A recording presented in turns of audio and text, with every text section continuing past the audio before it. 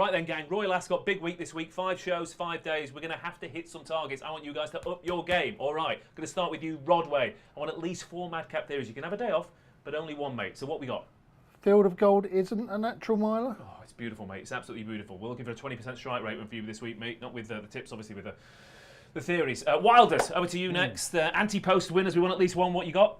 Lake Forest and the Queen Anne, I'm on at 33-1, getting confident about that. That's more like it. And one good TV show recommendation. All this Mobland tipping point crap, what else have you been watching? Inside Number 9? That's it. That's more like it. All right. I'm going to be talking to Segal and Keels later on when they get in touch. But Segal, I'm thinking pre-show plungers, at least 5 throughout the week. And then one contrarian opinion per show, although I'm not sure he's going to agree with me on that one. But anyway, Keels, I'm reckoning 50%. We're going for 50% strike rate this week. Not with his tips, but with his words spoken during the broadcast to be understood. I reckon we can get it over that 50, Rodders. What do you reckon?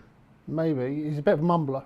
He's a little bit of a mumbler, that's the point. But we'll get in there, I believe in him. 2 big handicap winners, that'll be easy. That's fish in a barrel for Keels. And I'm going to be ringing 5 puns, 5 bad shirts and 5 mad stats throughout the week, all right? I reckon I can hit that, okay? Happy?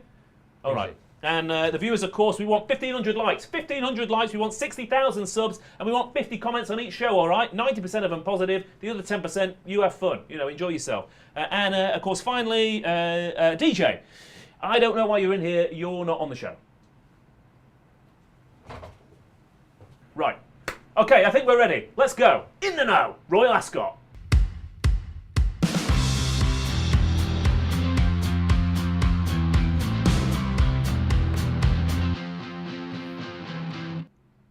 That's it. I hope you're ready. Welcome to In the Know, brought to you by the Racing Post. My name is Ross Brierley. What a week we have for you.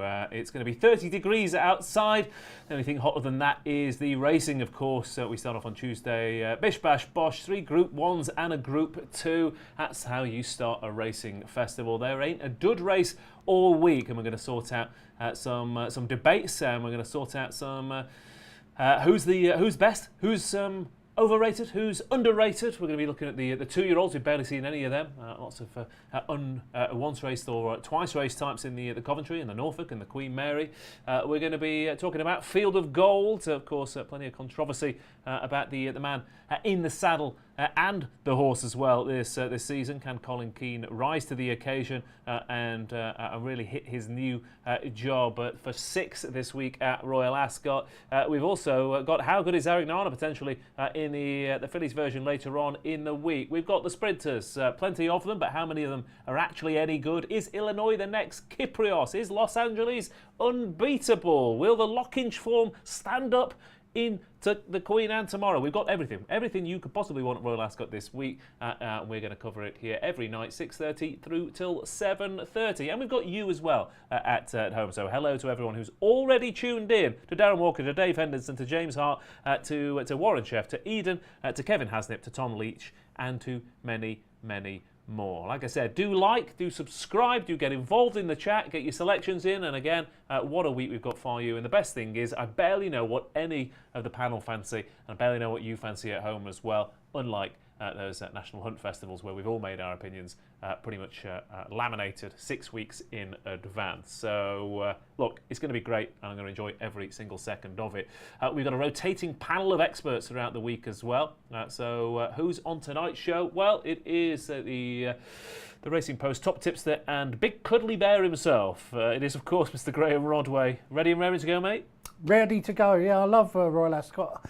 I mean, for me nowadays, I prefer Royal Ascot to Cheltenham because the Cheltenham's so predictable, isn't it? Mullins. I know we might see Mullins winners and can't get away from them this week, but nevertheless, it's so competitive at Ascot, isn't it? I love it. It is. I mean, I'm looking forward to it now. There does come a point sometimes halfway through the Royal Ascot week where you think, will I be drawn on the right side? Will I get looking running? Oh, I can't believe that horse has beat me. Oh, how's it gone off that price? It is ultra competitive, but it can be a long week.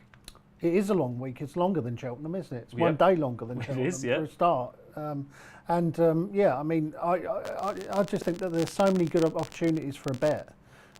Often when you're looking at the festival, there's odds on favourite, There's none of that here. No, absolutely not. In fact, the couple of favourites this week that I think are shockingly short prices, so be interested to take those on. In theory as well, I was a bit worried running up to the festival that we were going to get fast ground for 2 months and then it was going to tip it down the week before Royal Ascot. But in theory, the form should stand up because every horse coming into Royal Ascot has been prepping on what they're going to experience. Yeah, absolutely, and that's what we want for Royal Ascot. The best horses running on proper, good, quick ground, don't we? Because that's when we see the fastest horses come to the fore. We should see the best horses win. There shouldn't be any excuses on this sort of ground. Yep. And hopefully it's going to be a punter's paradise, but you can play that back to me on Saturday when 666 to 1 shots have won. Yeah, and you've not backed any of them. Probably. But, yeah. Okay, lovely stuff. And for me, and for Rodders, what you were just saying there as well, best festival of the year. Tom Segal, do you agree? Love the intro, may I say first. And Ross, you have got one of them done to a T. What a shirt! Yes, I love Royal Ascot. Absolutely fantastic. I agree with everything Rod has said. I agree with everything you say. The thing about it for me is that we haven't half these races that we just get at the entry stage, don't we? So the punters can't come apart, can they? Like they do at Cheltenham, where we got why they do early closing races for all the handicaps at Cheltenham is beyond me. It's absolutely bonkers. It doesn't help man nor beast, and I love it at Royal Ascot for that reason. We've only just getting the runners for the Ascot Stakes and the Copper Horse and all the ones tomorrow. You know what I mean? So no one can have the markets are great. The markets are great. There's opportunities there for punters. I'm not going to say they're going to win, but they're horses that are the wrong price. Whereas at Cheltenham, you come in on the day in the morning. They're batching. Now things change in the run up to the races when the exchanges get involved, but we can't worry what they're going to do. And so that's especially why I like Royal Ascot. You've got chances after chances after chances where the bookmakers haven't had a chance to get the books smashed into order. Yeah, absolutely. And again, I mean, look, a lot of it is, big field straight track racing, Tom, which has its own. I mean, I do like it, but it has its own unique pains, doesn't it? A round track, fair enough. Every time I watch a round track race, I think, right, I don't want to be there. I do want to be there. Okay, you're too far back. You're 3 wide. Bang, bang, bang. After a furlong on a round track race, you can normally probably predict at least one of the front three in a big field. The straight track, in particular, early on, or I feel the first couple of races, the Queen Anne in particular, I feel jockeys are somewhat tentative about making bold decisions like we're definitely going for that rail, for example. That does tend to change back end of the week. I feel like Friday and Saturday, it's the rail clingers that do tend to dominate. But I feel early on it can be a little I had a look at that today, Ross, and while there are some races, the Buckingham Palace, for example, has a big high draw bias over the years. But if you look at the Wokinghams and the Hunt Cups, there is no bias whatsoever. In fact, low draws have done better in the Wokingham and just as well in the Hunt Cup than people would ever give you credit for. So I literally cover up the draw. I don't care about the draw at all at Ascot because as soon as you start thinking that, you get it wrong. So the draw's out the window. I'm definitely not a pace man. They are for the birds. They are completely bonkers. So we don't do them. So pace are fantastic, Tom, in theory, obviously. But the amount of times... In theory, but it doesn't work. Yeah, every time I sit down, you think, oh, there's a lot of front runners in here. And then exactly. That's the classic one. They dawdle. But what are you... Anyway, what are you most looking forward to? You're not looking at the draw. You're not looking at the pace map necessarily. Is there a particular form line, or is there a particular or a jockey or something? What do you like at Ascot? What do you look for when you sit down? The horse that can run the fastest. I mean, it sounds ridiculous. But that's exactly what I do. I think the point is that most people are looking for, intricacies about ways into races at Royal Ascot. I don't think you need them. Yeah. I really don't. I think you just got to concentrate on form, your eyes, and a couple of figures from time to time. That'll do for me. I'm not interested in any of the. This horse is drawn there. This horse is drawn there. That he's over. That doesn't bother me at all. I think as soon as you start doing that, you tie yourself in knots. No, so for me, it's simple as that. I'm going to concentrate on trying to find the horse that I think can run the fastest. Yeah, I'm starting to. I might start a system, Rodders, actually over the next few months of first thought, best thought, where I'm going to make a note when I look at a race of the first thing that comes to mind, and I'm going to see how often I overcomplicate it and how often the first thought goes in. Because especially with Ascot, I looked last week at a lot and I thought, oh yeah, I forgot about that. Yeah, he'll go well in that. I'd be interested to see if I still think what I thought about Wednesday or Thursday's racing when I was looking at it last week by the time we get 3 days in. Yeah, it's amazing, isn't it, how often your instincts can be correct, isn't it? Assuming you've trained them over the years, of course, obviously. You know, and then you let your head get involved, and as Tom says, you can end up tying yourself in all sorts of knots, especially at places like Ascot, draw and bits and pieces. But with that in mind, all the horses running this week? What's the first thought? If I said to you, back, lay, whatever it is, if I said to you, go, first thought about a horse this week? Henri Matisse for me. Yeah. I just think that race later, we'll talk about it later, of course, but I just thought that he's looked like the most natural miler this season. So we'll see. Nice. First thought to you, Tom? My first thought was that I don't think that the older milers are any good. All right. So I'm looking for a different strand of form. Okay. Very good. Lovely stuff. Right, get involved on the chat. Hello to everyone, like I said, who is getting involved. Lots of debates going on about whether it is worth betting at Ascot or if it's pin stickers and drawbackers. Lots more to come. And thanks to Prometheus, who says, you just reminded me of my grandma's front room. She had wallpaper like your shirt. Yeah, that's exactly what I'm going for. I forgot to bring a shirt, so I did peel the cover off the bus seat as I was coming in. So lovely stuff. Anyway, right, we're going to get stuck into day one of Royal Ascot after this.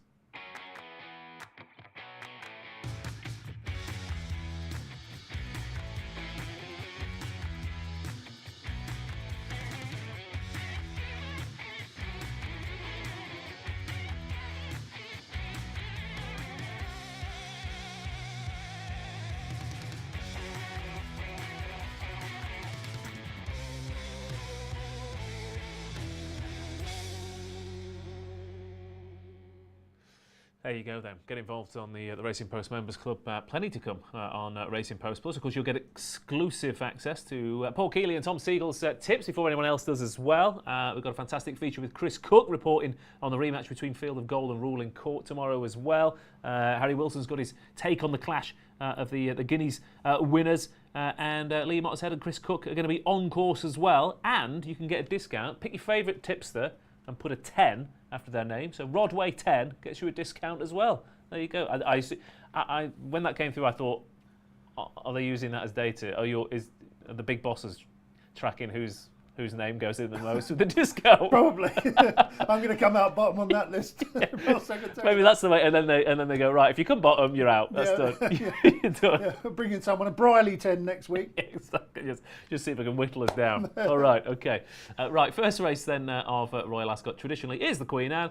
Unfortunately, Sardinian Warrior has been withdrawn earlier on today. So one of those extra form lines which was going to challenge the lock-in runners, of course, has been lost, which is a bit of a shame, but we do have Rosalian, lead artist, notable speech, and Dancing Gemini going head-to-head once again. And, of course, they're priced up in the market in, third, first, fourth, second order in what they finished at Newbury. 9-4 favourite Rosalian, 9-2 lead artist, notable speech 9-2, and Dancing Gemini 13-2. Then you've got Diego Velázquez at 8-1, proper Leopardstown horse. Lake Forest at 10s, Docklands at 16s, Carl Spackler at 16s, and then Coudoir and Cairo also lining up for this Queen Anne. And again, the Lockinge is the obvious springboard for this. You'd have to go all the way back to the year 2000 to find a Queen Anne where the Lockinge didn't throw up at least a placed horse.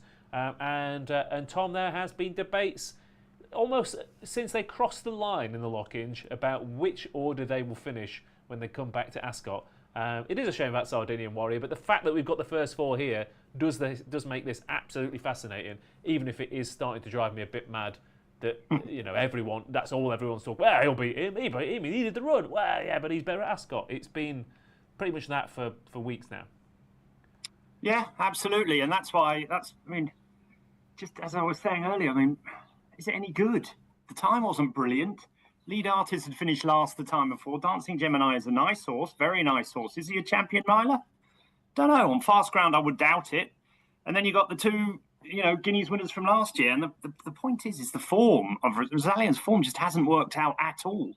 If you go back through the Curragh race, there was a horse that finished fifth, not beaten very far, Lead Me to the Church, that was beaten in a Indiana Grande Ariana Grande's older brother, I'm told, claimer the other day. You know what I mean? It's not very good stuff, and I wanted to take them all on. I just don't know. I mean, I could be completely wrong, and they could, you know. Rosallian's clearly did well to win at Royal Ascot last year, but he only beat the O'Brien horse, who hasn't won a race since and got whacked every time afterwards. Do you know what I mean? I don't know. I don't know if it's any good. He was clearly better than his performances showed at the Curragh and at Ascot, and he is unbeaten at Ascot. But I just don't know what it amounts to, really. So I wasn't sure that Lockinge form is quite as good as people say. I have no idea which one will come out on top.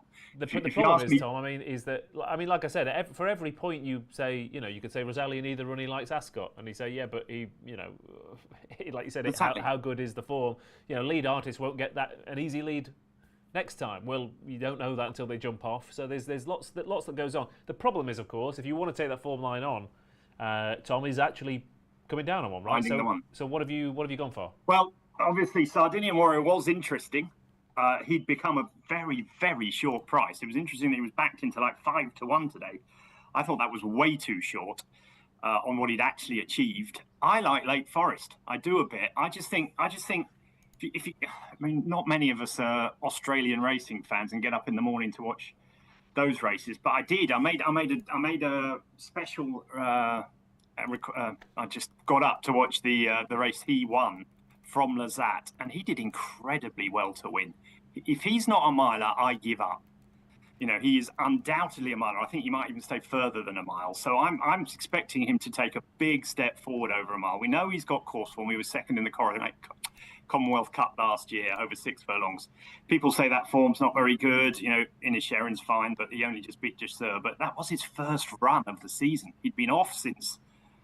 was it the Jim Crack? I don't know, but he'd been off for ages before that run, so he's entitled to come on for it. Then he ran an absolute blinder. He would have beaten Elite States. He had regional, the Group 1 winner behind him in over 6 furlongs, and then he went to Australia and won that race, beating Lazat. I think that's good form.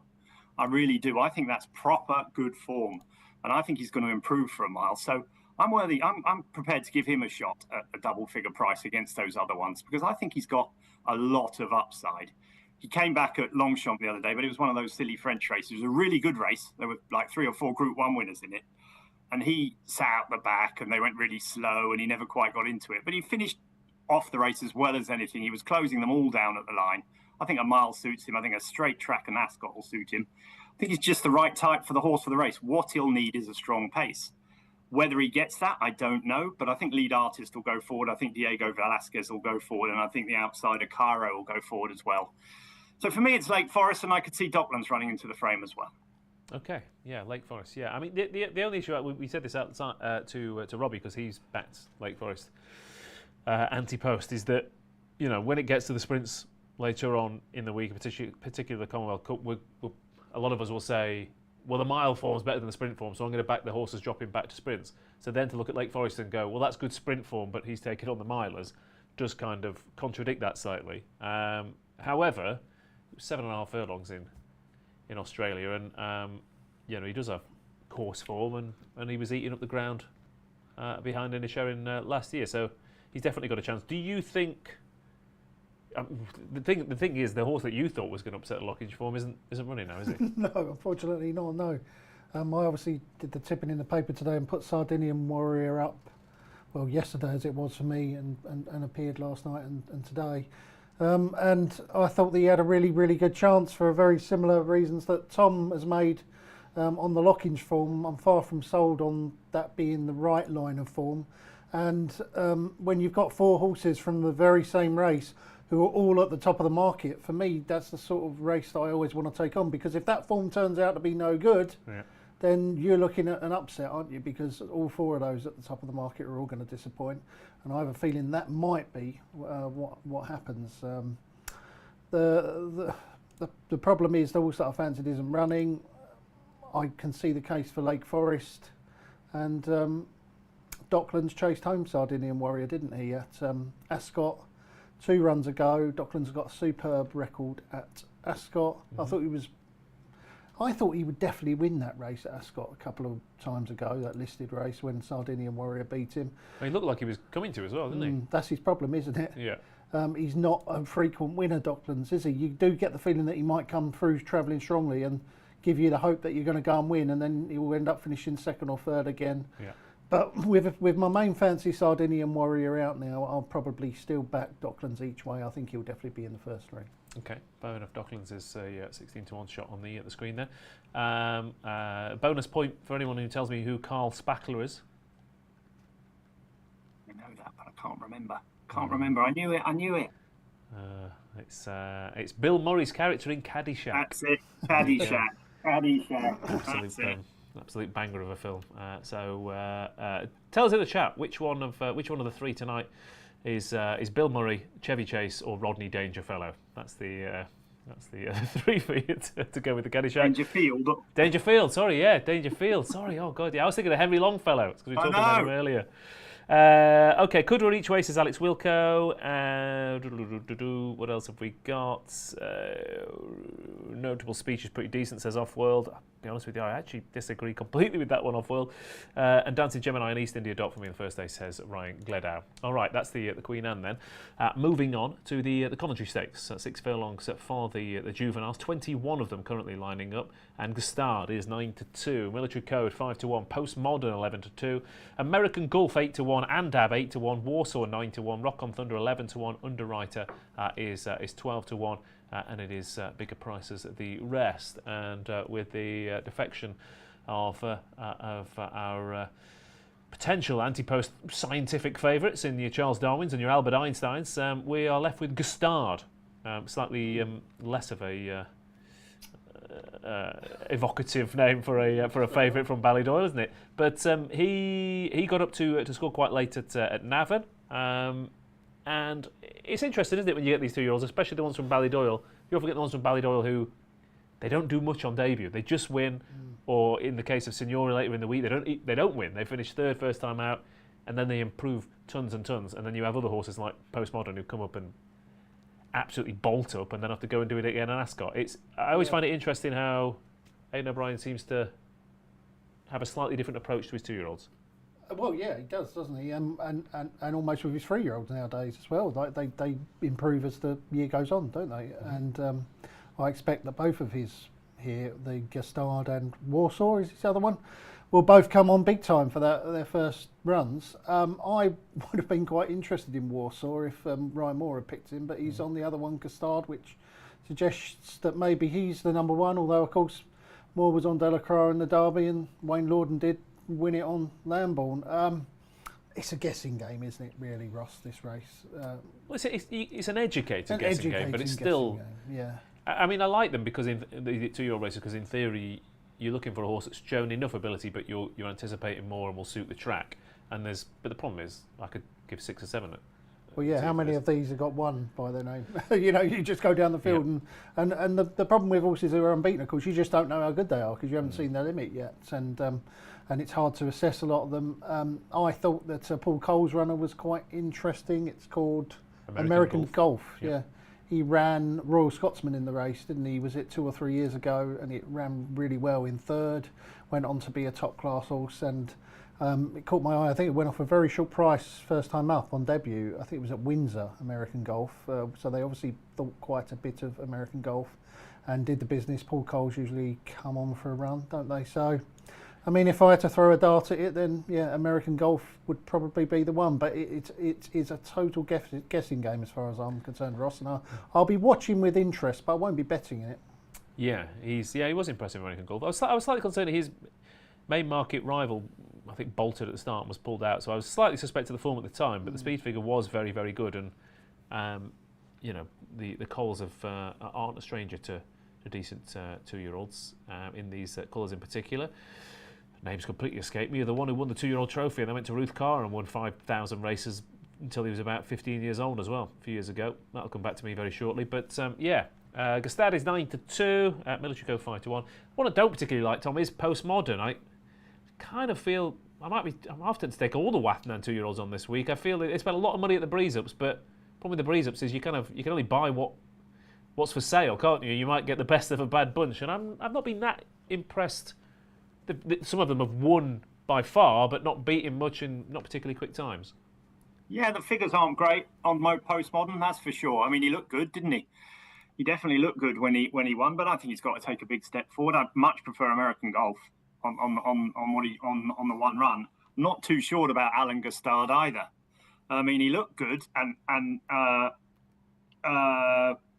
Aidan said straight afterwards he really liked him. It wasn't a tough choice for Ryan and all this sort of stuff. So he obviously thinks he's a fair bit better than Warsaw, but I don't know. One run, I thought American Golf done as much. What I like is Andab most. I really like the form. I really liked Albert Einstein. I thought he would have been a good thing for this, really. And he beat Andab last time in the Marble Hill, but reliably informed that Andab had a problem after his debut run. His debut run is fantastic. Go and watch that back. He won by 4.5 lengths. The second run's in this for David Marnan. Well, I was playing that back to Robbie earlier because I said to him, he looks good until half a furlong from home, and then he looks incredible. I mean, I thought, this is really good. And then he looks really, really good. Yeah, and the fourth is Donica's only runner. He's running it she's won since and is running in the Albany. So I think time was good. Next time, there are excuses. I'm pretty sure he wasn't right.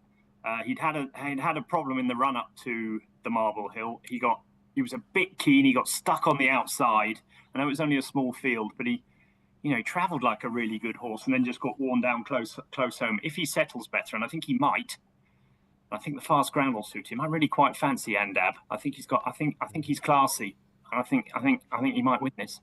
Yeah, I'm in agreement with you. Again, I did that thing where I tipped him up on a preview last week. Felt very happy about myself that I found a 25-1 shot and then didn't back him. So he's now 8-1. But the thing as well last time as well, Tom, is when I watched that back, the first and the second were hugging the rail all the way, and he was stuck out on the outside, and he was doing that classic thing where he was going ding dong for 2 furlongs with the horse in second. He just got tired to my eyes. So. Yeah, absolutely, and I promise you, he'd had an issue. He'd had an issue, so he hadn't done any work in between the two, I don't think. I think this has always been the plan. I think he's going to run really well, and I like horses that have had 2 runs. Yeah. I just do. I just think they give that a little bit of experience helps. Yeah, I mean, to be fair, I'd have to also back Gavu as well off that form because he was staying on debut, and then he ran at Listowel again, another good time, and RPR 93 for a horse who's 33-1 in the betting or something similar. So, and I like the way Brothers, and you haven't even mentioned the draw. Perfect. That's what we like. We don't know where it's going to be, so we won't mention it.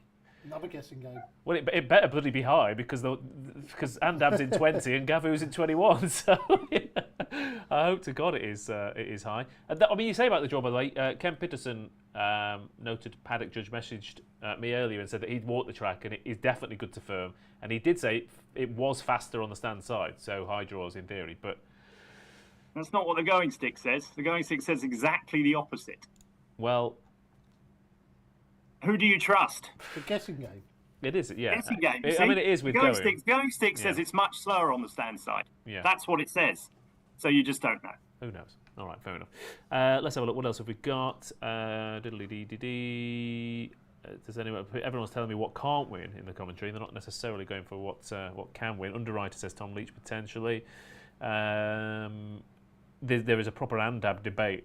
Half the people are like, I'm all over him, and half the people are like, you've gone mad, he can't win. So there you go. Okay, but Gustad is 9-2 favourite for the Coventry. The King Charles III Stakes then, a Group 1 sprint, the first of 3 this week, and we're over the minimum trip of 5 furlongs, and last year's winner Asphora comes back for another crack at 4-1. Believing is 9-2, 7-1 Magira, 7-1 Night Raider, 7-1 Regional, 12-1 Starlust, 14's American Affair, 16's West Acre, and then bigger prices the rest, including the likes of Bucanero Fuerte, the very likeable Rum Star, Jasor for Clive Cox, who could do with a decent winner. He's having a tough year. Asterius, Balmoral Lady, Tropical Storm, who's just been sold earlier on today at the sale for, I think, for about 500 grand. So they'll be hoping that they can pick up most of that potentially by winning the King Charles III Stakes.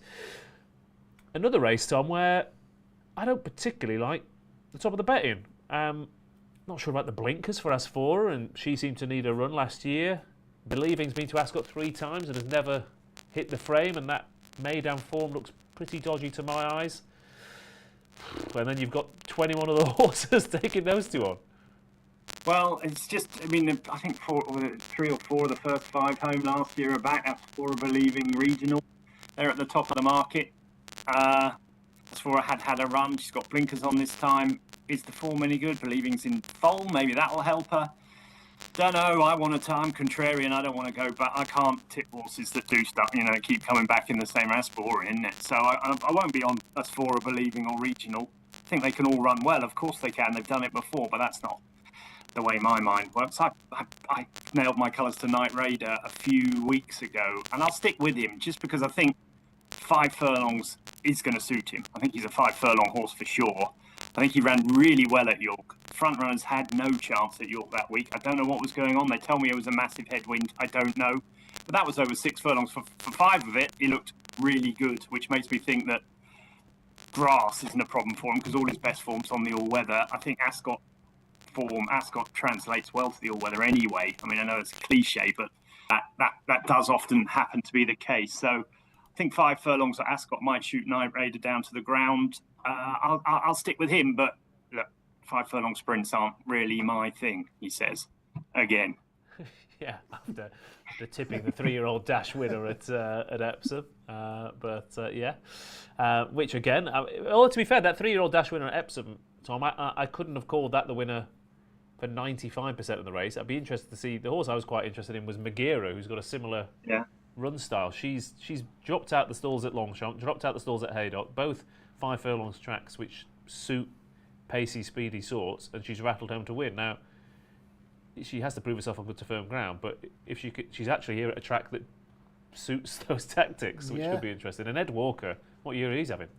Yeah, and he's had good sprinters before, hasn't he, Ed Walker? And she is the one who's improving. I mean, I had to sound like a bit of a broken record, but like this is another race that I don't really have a hugely strong view on. It's a long week, like you said. Yeah, like as for all the Aussies last year seemed to think she wasn't any good, and then she still won, but she needed her run. And this time they haven't run, have they? They've come straight here. So maybe, I don't know if they think that they've got Asfora in a better position now than they did this time last year. Believing Regional, like Tom says, we've seen them loads and loads of times. We know how good they are. They're good horses, but they're not outstanding sprinters. The only thing is I do feel like we say that a lot in these kind of sprints, and I do think that the sprinters tend to get a bit faster, and while I'm against Believing because she seems to sort of range up and not quite get home at this track, but we have seen sprinters that have taken 3 years of coming to Royal Ascot and then it's finally clicked. I mean, Cardem's a great example. Dream of Dreams is a great example. Cardem, yeah. I mean, Cardem is like, you think surely your Group 1 chance has gone, and then he wins 2 years on the bounce. So. Yeah. Well, how old's Regional? 7, is he? 6 or 7? He's quite old. Yeah. I mean, I thought they were the 2 solid ones, Believing in Regional, but one's drawn. We should mention the draw because we haven't mentioned it, Tom. I know it'll annoy Tom. So Regional's in 17, and I think Believing's in 1, isn't it? So, one side and the other. Yeah. Who knows? I just don't know. Like, it wouldn't surprise me if there was a big improver, like Tom said, Night Raider. So I'm going to sit it out. Yeah. Well, there's loads of it. I mean, Starlust, it was Tarmac, wasn't it, at Del Mar, and last year, and he won 5 furlongs, good to firm ground. He ran all right at Haydock. He might come on for that. American Affair's an interesting one. God, you'd love to see Jim Goldie and Paul Mulrennan pull off a Group 1 with a horse who was winning handicap 6 weeks ago, wouldn't you, Tom? Well, then there's not much between them, are they? There are these handicappers and these horses. I mean, Regional was a handicapper, wasn't he? He came on to win. There's no reason why American Affair can't do the same. I think they'll get the race run to suit. An interesting point here. Now, what price would you have given this? Ryan Moore's draws tomorrow. Trap 1 in the first. Yeah. Trap 1 in the second.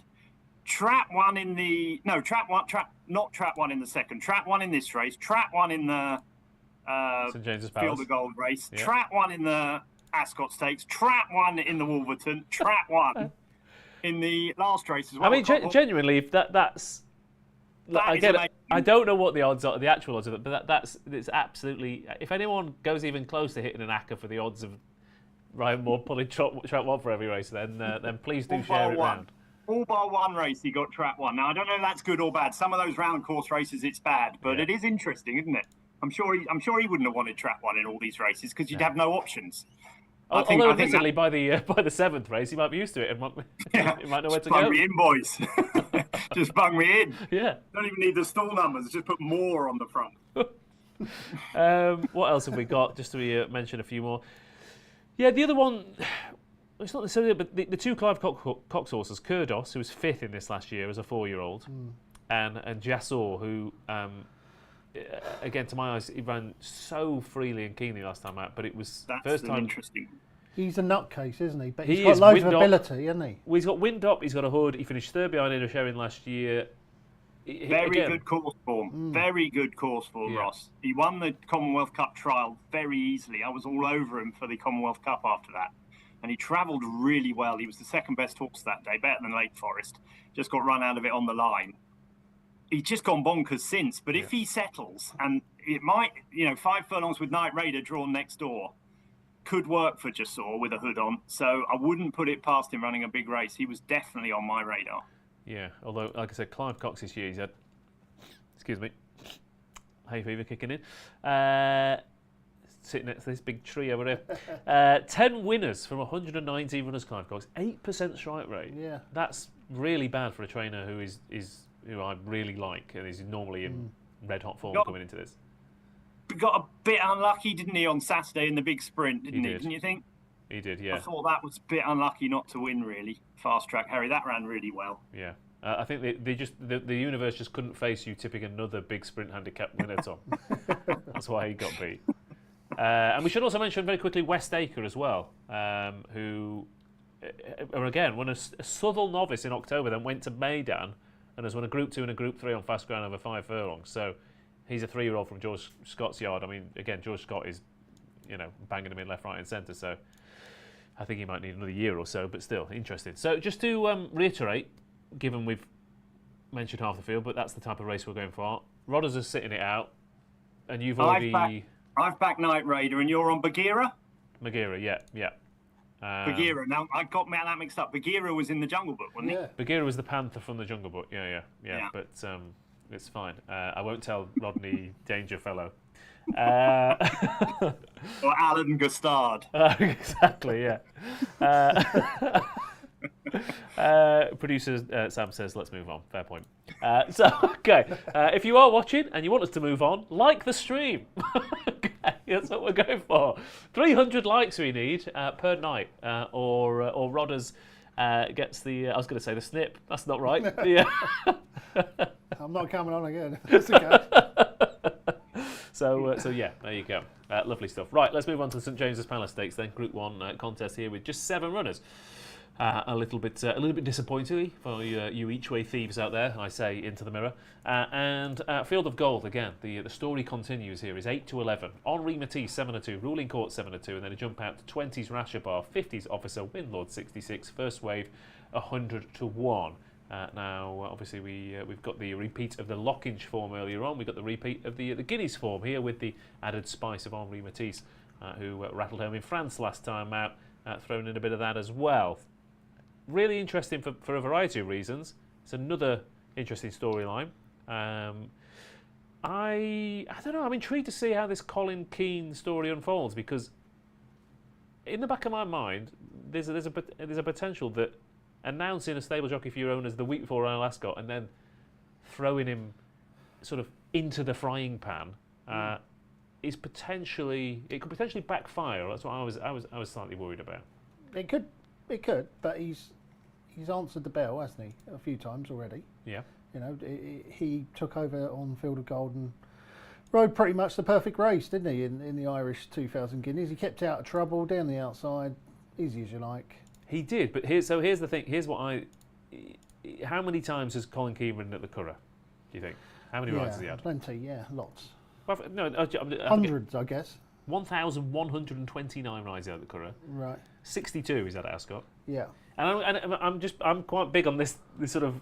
He's a fantastic jockey, and he's only 7 runners, and he's on the best horse. I don't know. I'm just interested that he could ride the Curragh with his eyes shut. Just interested to see how he goes on at Ascot. Yeah, no, fair point, isn't it? And I don't think it's the easiest race to ride in often either, is it? How many other bad luck stories have we seen in this race down the years where they come from that chute, don't they, and then down into the bend, and they tend to cluster up on that on the far side rail, and you can get some right hard luck stories. And he's up against, his two rivals are ridden by Ryan Muir and William Buick. Yes, who will know Ascot like the back of their hand. Exactly, of yeah. So anyway, that's just the only thing that interested me. But do you agree with the consensus that he's comfortably the best horse? it's a bit of a side point, the Colin Keane thing, isn't it? Yeah. I think the question is not is he the best horse. I think he's got loads and loads of ability. It's just in my mind, as if you watch the start of the show, is he a natural miler? I've just had this in the back of my mind since he won the Craven, in that there's been a lot of comparisons drawn between him and Kingman, who obviously has got a similar sort of profile, was beaten in the Guineas, unlucky to be beaten in the Guineas. But to me, Kingman was always a natural miler. He travelled. And when you asked him, he had an instant burst of acceleration. Yeah. I just question whether Field of Gold has got an instant burst. My first thought after the Craven and the Guineas was, God, he'll love 10 furlongs. Yeah. He will relish a proper gallop at 10 furlongs. If he was a natural miler, I think he would have won the 2,000 Guineas. Yeah. I think that Kieran Schumacher was a little bit unlucky. Like, I think if that had been Kingman in that 2,000 Guineas, I think Kingman would have got Kieran Schumacher out of trouble. Yeah, I think he would have quickened past Ruling Court. He was quick enough. He had that instant burst. I just think Field of Gold, I think Kieran Schumacher thought he had that instant burst under him, and then when he went for him, it just took him 3 or 4 or 5 strides to get going. Once he hits his stride, he eats up the ground. He finishes so strongly. Well, if it's fast ground at Sandown, for example, I mean, I'd love to see him in the Eclipse. Oh, absolutely love it. Yeah, he'd be great, wouldn't he? And I think he would definitely stay on mile and a quarter for sure. Is he vulnerable to a horse who has got a snap, sharp turn of foot like a Kingman, like all those top class milers that we've had down the years? We'll find out, I think, because I think there is one in there. Well, you've got Henri Matisse, who is, as again Kramer said, his father was a miler, his mother was a miler, his mother won the coronation round here. And you've got Ruling Court as well, of course. Who, again, it's going to be fascinating. Will Buick do it again? Will he get the timing right again? Obviously, there's a slight concern about the whole Derby debacle. Well, is he a natural miler?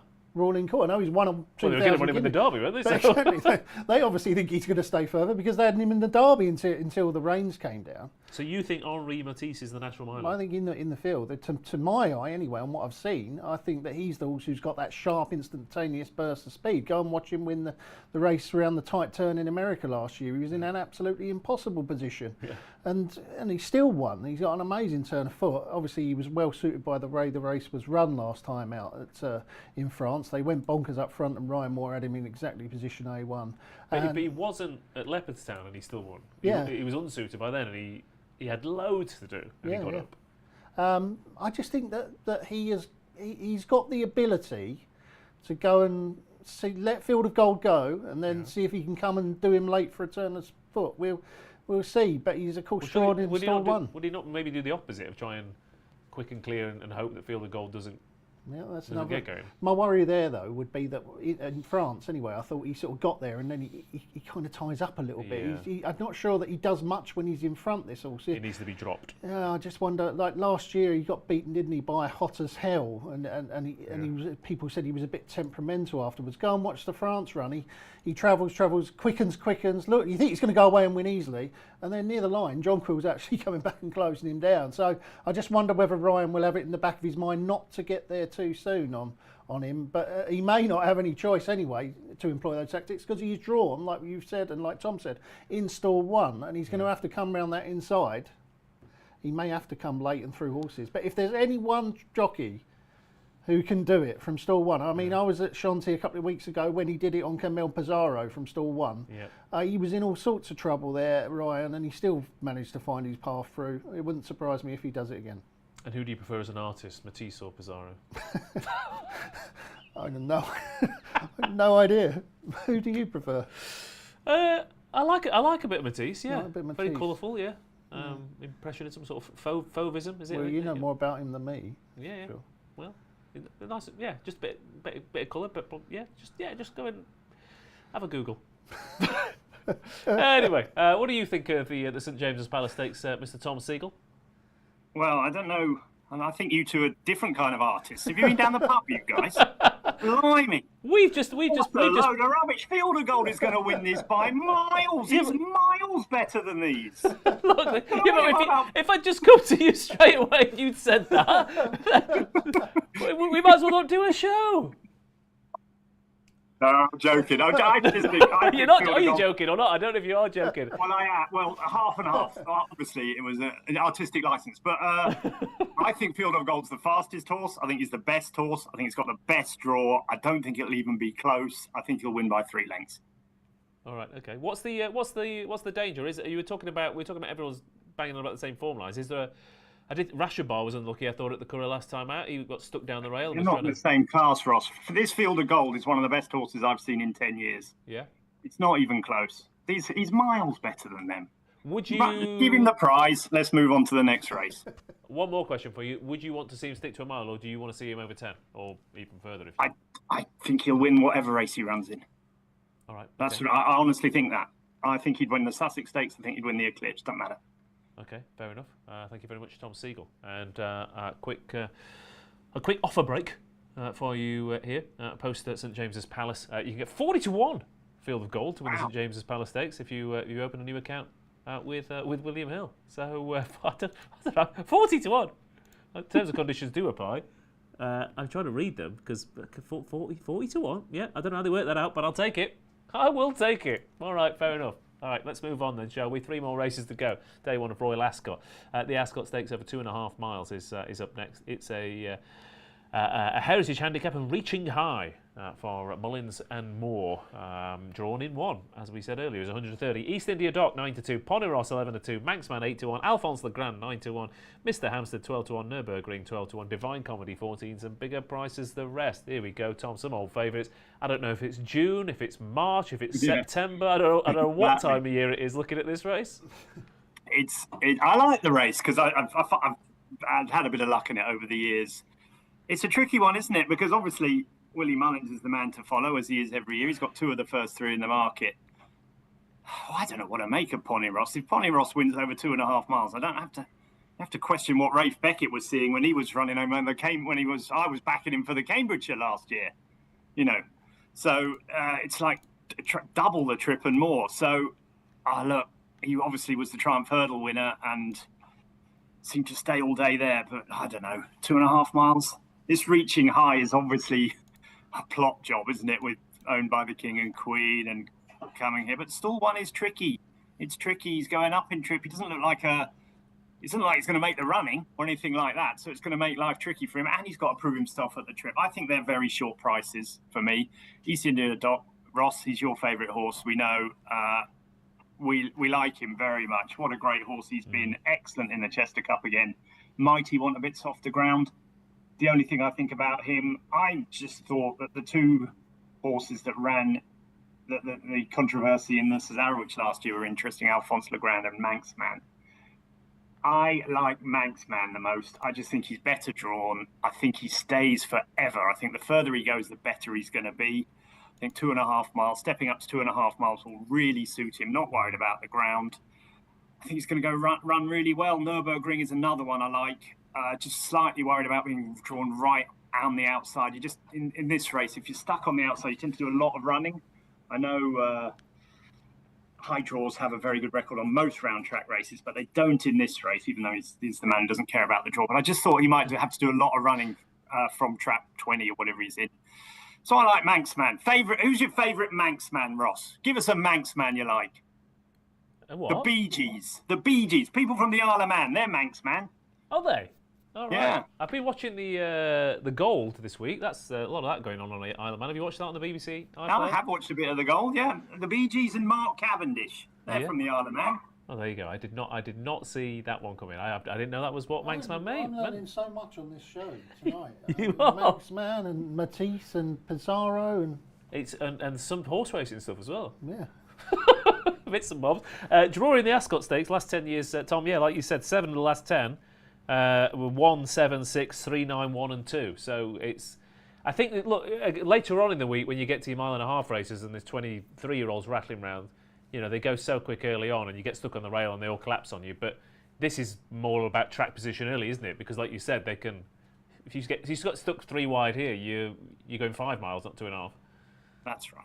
That's what I think. And so, listen, as you say, in some of those 1.5 mile and a quarter races, it's nice to be drawn high to keep out of trouble. But this race doesn't seem to be the case. Yeah. Okay. Lovely stuff.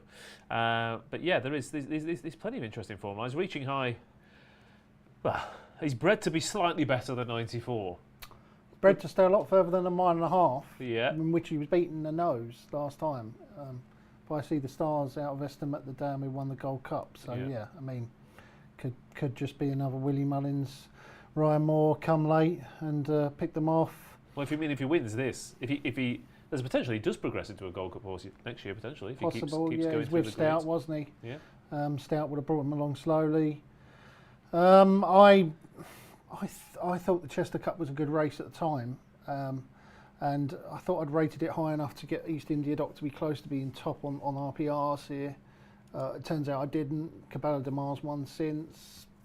He's won Cabela de Mar to get into that race later on as well, which is quite interesting. The Cobb horse. Yeah. So Yeah. But it did look good form. Yeah. I think the race that Goodwood was a good race. That Tom said Manxman won, and Mr. Hampstead was second. The third was Gaggio, who won there back at Goodwood last week. So I think that was good form.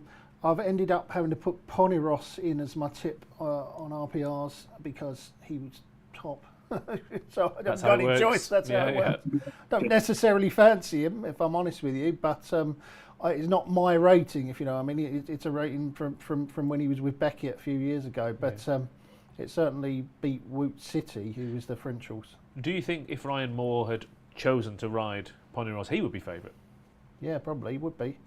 But Buick's on Ponyross though, so that's not really a... Oh, I'm not complaining about it, but I just mean some people do go Mullins Moore, that's the chosen one. Yeah, O'Brien Moore, that's the chosen one. Yeah, probably. Anyway, I don't know what's going to win again. Like, this is another race that has completely puzzled me. Having sat there at the start of the show and said how much I love Royal Ascot and this great betting card, I've pretty much not got very strong views on many races on the first day. But there are a lot of races to come, though. That's the thing. There are. Quick word. I thought Dawn Rising was interesting. Tom, it's amazing that this horse has needed £3 off his back to get into this 0 to 100, and lo and behold, here he is. And he's been to Royal Ascot twice, and he's won the Queen Alexandra and finished third in the Queen Alexandra. And his other run on fast ground, he was fourth in a maiden over 10 furlongs to Galileo Chrome, who of course won the Ledger. So fast ground, he won a group 3 in November. Yeah, absolutely. I mean, there's a lot of these sorts you can go back to before. I mean, it's just he was last, wasn't he, in the Chester Cup, and he was never going. So yeah, but that got £3 off him, Tom. That got the £3 off. If that was they could have didn't have to finish last, did he? And finished. He would have got £3 off. He'd have finished 12th or 13th. I mean, it just looked like he was just totally out of love with the game. But if that was the case, then yes, of course he's got a chance because in old form he's better than these. Okay, 5:35 then. Now, next, the penultimate race of day one, Royal Ascot, is the Wolferton Stakes, which is in theory a listed race, but this is it's possibly the best lineup I've ever seen for a listed race. Enfjar is 9 to 2 favourite here. Sons and Lovers 10 to 1 with Hartem at 7 to 1 as well. King's Gambit is 8 to 1. Military Order 8 to 1. Equeril Secret is 10 to 1. Torito at 10 to 1. 11 to 1. Haunted Dream and bigger prices the rest. And again, I looked at the past trends for this Graeme Rodway, and it said you need to be at least 107 coming into this race. Well, the worst horse in this race this year is rated 107. You've got horses who've been placed in Group 1s. You've got horses who've won group races or dotted up in listed races. He's got some who are coming out of handicap company as well. I thought this was an absolute banger of a lineup. It's a great race on paper. It's a cracker, isn't it? Yeah, some real top horses in it.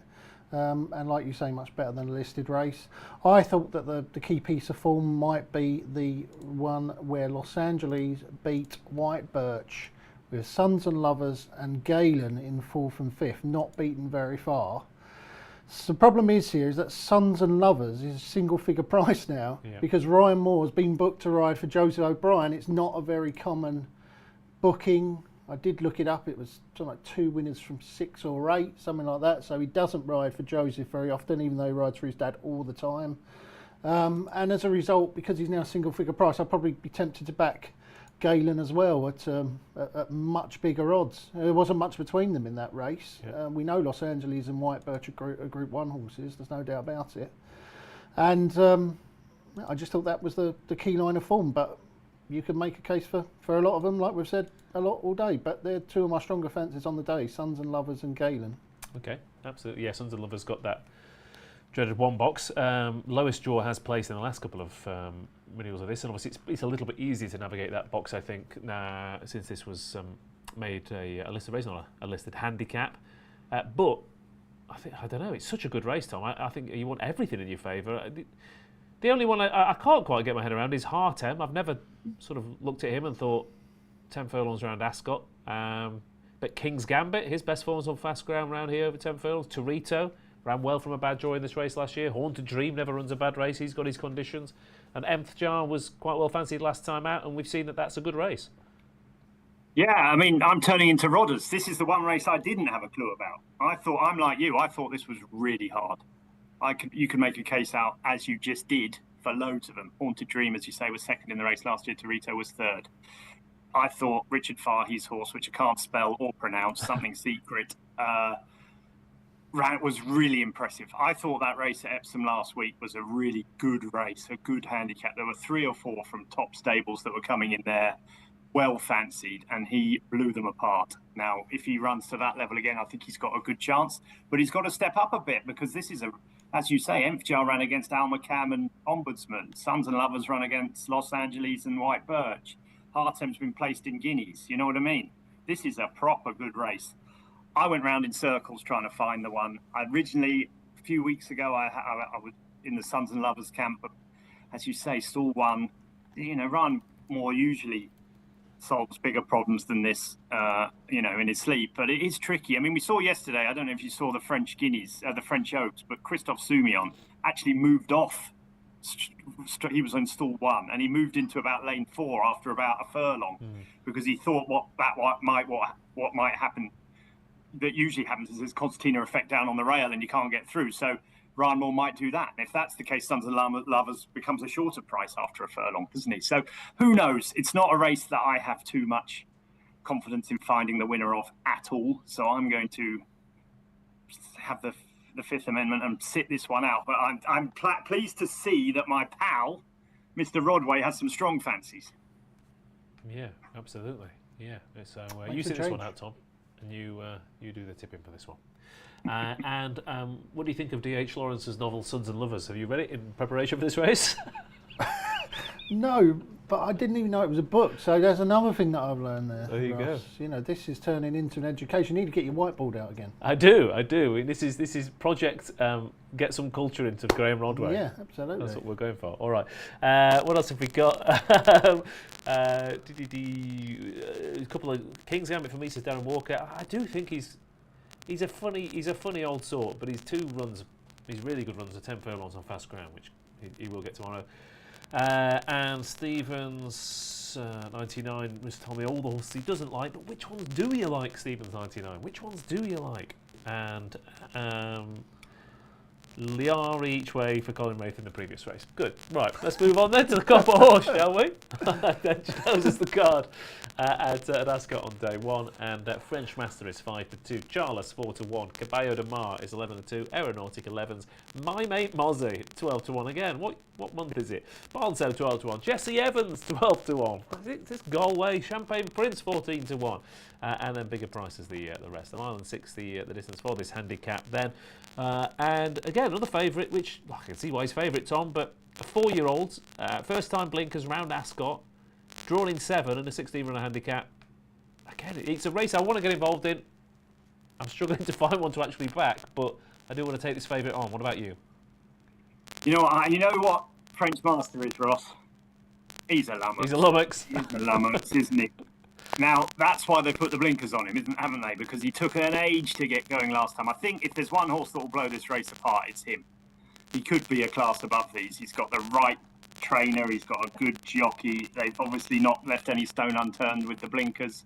But it is Royal Ascot. It is a big field, and he is of a short price. So I was looking for something else. Charles I didn't like. I don't know why. I mean, it's just surely the Willie Mullins Ryan Moore thing that makes him 4-1 because he didn't show much over hurdles, did he? He didn't look great. Caballo de Mai, I thought, would keeps getting better. Just keeps running races. If you stop the Chester Vase of 2 furlongs out, there was only one winner, wasn't there?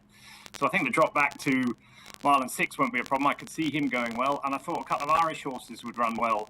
Barnso for Natali Lupini. I thought he ran some good races in some good races last year. And the old boy, I like the old boy Jesse Evans. I think he's going to run really well. If you'd have said this before he ran over hurdles at Ballin Road, was it last time, or Killarney, wherever it was, I would have said you're mad. But I thought he put up his best ever performance. I thought he was amazing at Ballin Road last time over hurdles. Go back and have a look. He absolutely cantered over some good horses.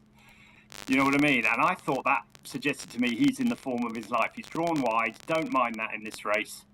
He's dropped to a mark.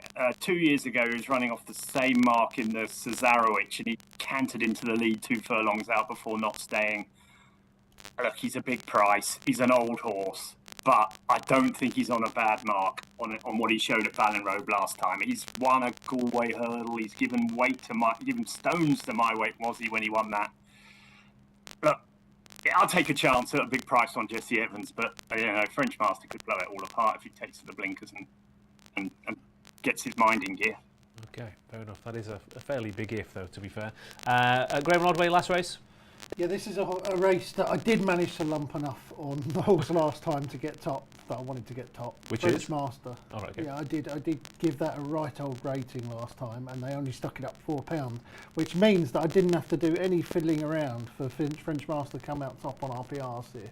And that really suits me because I just thought there was a lot to like about him. I can tell that you're not sold on him, Ross, but It's not him.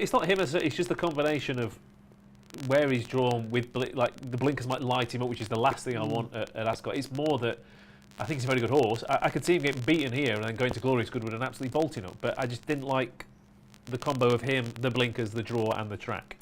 yeah, okay, yeah. But it's very early days for him. That's the only. Well, yeah, I mean, he's related to Mahafef, isn't he, who was a group performer himself. Yeah.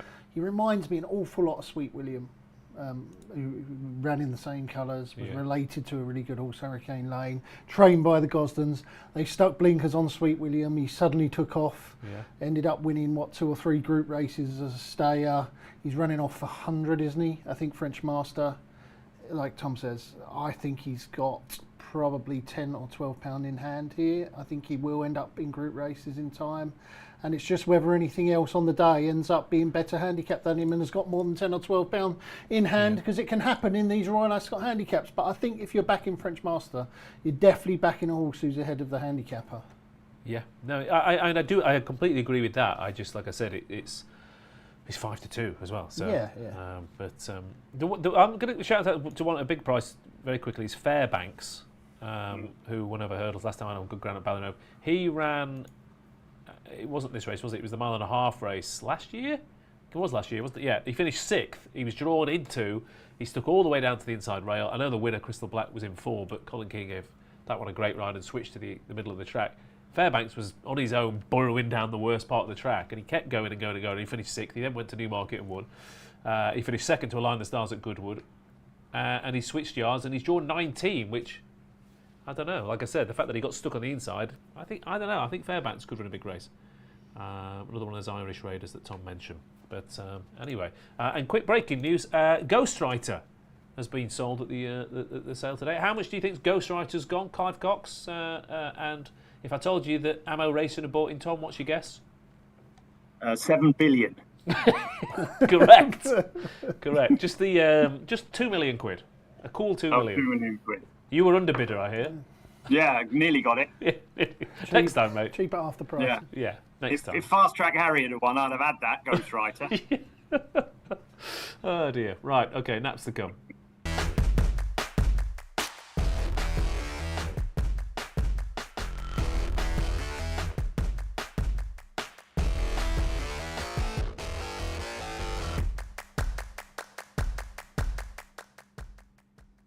Okay, excitement building then for day 1 of Royal Ascot. We'll be even more excited if the naps go in. Best bet of day 1. Again, it's a long week. It's a big festival. Let's tiptoe in on day 1 and then peak halfway through the week. Graeme Rodway, what's the first nap of the week? I do really fancy Henri Matisse in the 420. I just really do think that he's the more natural miler. So I'm going to take him to take down Field of Gold. Love it. Okay, there we go. Henri Matisse it is. And Tom? Well, I'm hoping your pal Ken has walked the track right and the high numbers are all right in the sprint, because I'm going in the Coventry. I like Andap. Okay, fair enough. Yeah, I mean, I like Andap as well. I don't. It's tough. It's tough for a nap tomorrow. Again, I mean, it's just one of those races. It's one of those days. Again, my rule is always the worst thing you can do is start badly of a week. So I'll tiptoe in with Magira, I think, in the 5 furlong sprint. But there's better opportunities to come throughout the week. But we'll be here every night, 6:30 till 7:30, and so will you. And if you haven't liked the stream, do so already. Or Tom won't be able to afford to buy any more group class horses from next year's sale or whatever. I don't know. Look, it started well. It's been a great show. It's a terrible ending, I know, but we'll pick it up tomorrow. See you then.